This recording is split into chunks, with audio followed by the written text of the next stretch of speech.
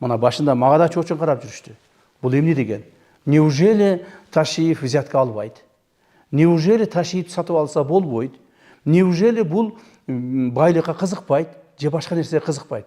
Жок, муну биз кызыктырабыз деп аракет кылып көрүштү. Ар түрдүү случайлар болду. Тим эле үрөй учурган, чачың тик тура турган случайлар болду. Менин үйүмө чейин коробка акчаларды көтөрүп келгендер болушту. Мына ушуну чечип бериңиз деп.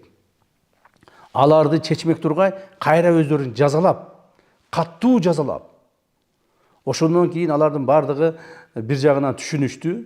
Мына башында баягы ушу коррупция менен күрөшөбүз деп биз буларга каттуу аеосуз күрөш ачкан маалда бизди жаман көргөндөр да көбөйгөн.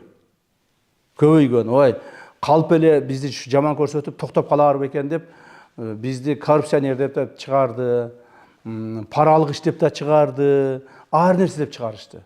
Бирок акыр аягына келгенде коомубузда бүгүнкү күндө коомубуздагы мындай ишенип калды да.